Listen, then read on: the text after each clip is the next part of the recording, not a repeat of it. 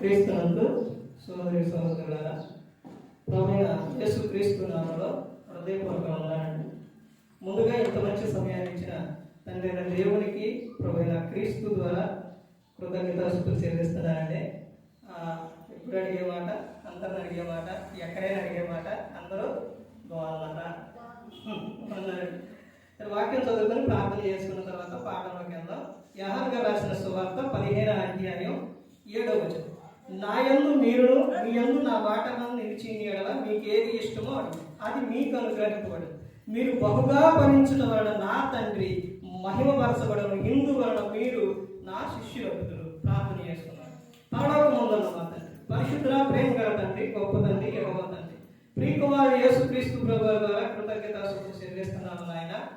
అయ్యా, అందరితో మాట్లాడమని మా ప్రభువైన యేసు క్రీస్తు నామములో వేడుకుంటున్నాం తండ్రి. ఆమేన్. ప్రభువైన యేసు క్రీస్తు నామములో హృదయపూర్వక వందనాలండి. దేవుని కుమారుడు యేసు క్రీస్తు ప్రభువు ఈ లోకానికి వచ్చిన తర్వాత పరలోక రాజ్యం సమీపిస్తుంది కనుక మారు మనసు పొందమని ప్రకటింప మొదలుపెట్టారు. అంశం ఏంటంటే, దేవుడు మనిషిని ఈ లోకానికి ఎందుకు పంపించారు? దేవుడి లోకానికి మనిషిని ఎందుకు పంపించారు? ఎందుకు పంపించారు అని అంటే, తండ్రి అయిన దేవుడే ఆదిలోనే రాపించారు. ఏమనంటే, మీరు భూమి మీద ఫలించి అభివృద్ధి చెందాలి, సర్వాధికారం నేను మీకు ఇస్తున్నాను. అంటే సర్వాధికారం అంటే భూమి మీద ఉన్న వాటిన్నిటి మీద ఆయన అధికారాన్ని ఇస్తున్నాడు. అలాగే మనిషిని లోకానికి పంపించిన తర్వాత మనిషి ఎలా ఉండాలని దేవుడు కోరుకున్నారంటే, వాళ్ళు బహుగా ఫలించాలి. ఇదిగో మీరు ఫలించడానికి మీకు కావలసిన ప్రతి ఒక్కటి కూడా దేవుడు సమృద్ధిగా సమకూర్చి ఇచ్చినారు. పంట వేసుకోవడానికి ఇప్పుడు వాటికి కావాల్సినవి ఏవైతే కావాలి, విత్తనాలు, తర్వాత వాటికి కావాల్సిన నీరు, తర్వాత వాటికి కావాల్సినవి ఏవైతే ఉన్నాయో అవసరం అవన్నీ కూడా ప్రతి ఒక్కటి కూడా దేవుడు ఇస్తున్నారు.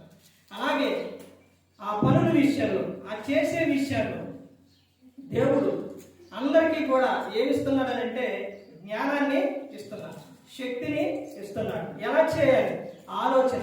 ఇదివరకే దున్నే నాగలు ఉండే, ఇప్పుడు ఏమొచ్చినాయి? ట్రాక్టర్లు వచ్చినాయి. తర్వాత ప్రతి ఒక్కటి అలా ముందుకు వస్తుంది. మనిషి జ్ఞానం దేవుని వాళ్ళకి ఇస్తున్న, దేవుడు ఇస్తుంది ఏంటంటే ఆ శక్తి అనేది వాళ్ళకు ఇస్తున్నాడు. ఇలాగా ఏం చెప్తున్నారంటే, ఇక్కడ మీరు బహుగా ఫలించాలి. ఫలించాలంటే నా మాటలు మీలో ఉండాలి. మీరు బహుగా ఫలించినప్పుడు మీరు ఏమవుతారంటే శిష్యులు అగుదురని చెప్పి ప్రతి ఒక్క దాంట్లో కూడా దేవుడు చెప్తున్న విషయం ఏంటంటే, ఫిలిప్పీయులకు రాసిన పత్రిక 4వ అధ్యాయం 4వ వచనం నుంచి ఏం చెప్తారంటే, ఎల్లప్పుడూ కూడా మీరు ప్రభువునందు ఆనందించు. నేను మరలా చెప్పుదును, ఆనందించుడి అని ఆయన చెబుతున్నారు. ఇదిగో మీరు బయటికి వెళ్ళినప్పుడు, పొలంలోకి వెళ్ళినా, జాబ్కి వెళ్ళినా, ఎక్కడికి వెళ్ళినా, పనికి వెళ్ళినా నేను మీకు ఎలా ఉంటాను? తోడుగా ఉంటాను, అండగా ఉంటాను, మిమ్మల్ని నేను నడిపిస్తాను. నువ్వు దిగులు పడవద్దు, చింతపడవద్దు. కానీ నువ్వు చేయవలసింది ఏమిటంటే, ముందు ప్రతి ఒక్కటి నాకు చెప్పి వెళ్ళాలి. అంటే ఆయనకి చెప్పడం అంటే ఇర్మియా 33:3, నాకు మొరపెట్టుము నేను నీకు ఉత్తరం ఇచ్చేదను, గూఢమైన సంగతులు, నీకు తెలియని సంగతులు ఏవైతే ఉన్నాయో వాటిని నేను తెలియపరుస్తాను. 121వ కీర్తన అక్కడ 1వ వచనం నుంచి ఒకసారి చూసి ఇక ప్రార్థన చేస్తున్నాం. అంటే 121వ కీర్తన అందరికీ, ఎవరైనా కానీ ఎక్కడికైనా వెళ్ళేటప్పుడు ప్రతి ఒక్కరు కూడా భయంలో ఉన్నా, ఆందోళనలో ఉన్నా, ప్రయాణమై వెళుతున్నా, ఎక్కడికైనా వెళుతున్నప్పుడు చదువుకునే ప్రతి ఒక్కరు కూడా కీర్తన అనమాట. కీర్తనకారు రాసిన కీర్తన. ఏ కీర్తన అంటే 121వ కీర్తన. చూడండి ఏమని చెప్తున్నారో, కొండల తట్టు నా కన్నులు ఎత్తుచున్నాను, నాకు సహాయం ఎక్కడి నుంచి వచ్చును? సహాయం ఎక్కడి నుంచి వచ్చింది? ఎవరు చేస్తారు సహాయం? నువ్వు కొండల తట్టు చేతులు ఎత్తినా, ఎక్కడికి వెళ్ళినా నీకు సహాయం చేసేది ఎవరు? ముందు బైబుల్ అనేది ప్రశ్నించి తర్వాత జవాబు ఇస్తారన్నమాట. చెప్తున్నారు చూడండి, యెహోవా వలనే నాకు సహాయం కలిగింది. ఆయన భూమి ఆకాశాలను సృజించిన వాడు. ఆయన భూమి ఆకాశాలను సృజించాడు. తర్వాత మన సహాయం చేసేది ఎవరంటే దేవుడే. ఆయన నీ పాదము త్రొట్టిల్లనీయుడు, నిన్ను కాపాడువాడు కునుకడు. ఇశ్రాయేలును కాపాడువాడు కునుకడు, నిద్రపోడు. యెహోవాయే నిన్ను కాపాడువాడు. ఎక్కడండి? ఇంటికాడ ఉన్నప్పుడు ఎవరిని కాపాడతారు? తల్లిదండ్రులు పిల్లల్ని కాపాడతారు, భర్త భార్య. ఇలా ఒకడు కాపాడుకుంటారు, అవసరం తీసుకుంటారు. బయటికి వెళ్ళిన తర్వాత అందరూ ఎమ్మటి రావాలంటే కాపాడేది ఎవరు? దేవుడు. దేవుడే మనకు తోడు, దేవుడే మనకు సహాయం.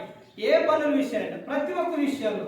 తర్వాత చెబుతున్నారు, నీ కుడి పక్కన యెహోవా నీకు నీడగా ఉండును, పగల ఎండ దెబ్బైన నీకు తగలదు, రాత్రి వెన్నెల దెబ్బైన నీకు తగలదు, ఏ అపాయము రాకుండా యెహోవా నిన్ను కాపాడు. ఆయన నీ ప్రాణములో కాపాడును, ఇది మొదలుకొని నిరంతరం నీ రాకపోకలు ఎందు యెహోవా నిన్ను కాపాడు.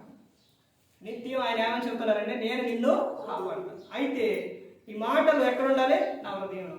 నాకు మొరపెట్టి నాకు చెప్పి నువ్వు ఏ పనైనా చేయాలి. దాన్నే అంటారు, ఏమంటారంటే కృతజ్ఞత స్తుతులు. కృతజ్ఞత అంటే మనం చేసే ప్రతి ఒక్క పనిలో ప్రభువా నువ్వే సహాయం, నువ్వే తోడు అని ఆయనకు చెప్పి చేసినప్పుడు అది ప్రతి ఒక్కటి కూడా ముందుకు సాగుతుంటుంది. ప్రతి ఒక్కటి కూడా బాగుంటుంది. ఏ పనికి వెళ్ళినా, జాబ్కి వెళ్ళినా, బడికి వెళ్ళినా, ఎక్కడికి వెళ్ళినా ప్రతి ఒక్క విషయం దేవునికి చెప్పుకొని వెళ్ళాలి. దేవుడే మనకు అండ, తోడు, కాపుదల. అదే చెబుతున్నారు. అందుకని ప్రతి ఒక్కరు కూడా మరి ఆయన మాట విని నిత్యము కూడా ఆయన మాటలు మన హృదయంలో ఉంచుకొని ధ్యానించేవారిగా ఉండాలి. ఎక్కడికి వెళ్ళినా క్రైస్తవులను అంటే క్రీస్తుకి సాక్షిగా ఉండాలన్నమాట. మంచి మాటలతో దేవునికి మహిమార్థంగా. ఇవన్నీ కూడా అందరికీ తెలిసిన విషయాలు. గ్రంథం చదివితే అందరికి ఇంకా కూడా తెలుస్తుంది. మరి ఇంత మంచి సమయాన్ని ఇచ్చిన తండ్రి అయిన దేవునికి కృతజ్ఞతాస్తుతులు చెల్లిస్తున్నాం. అలాగే మనందరి కోసం అందరూ బాగుండాలి, ఫలించాలి. పనుల విషయాల్లోని, నీ చేతి పనుల్లో, నీ రాబడిన ప్రతి ఒక్క విషయంలో కూడా నీకు నేను తోడుగా ఉంటానని దేవుడు చెబుతున్నాడు. నువ్వు వెళ్ళేటప్పుడు ప్రతి ఒక్క విషయంలో ప్రార్థన చేసుకొని వెళ్ళాలి.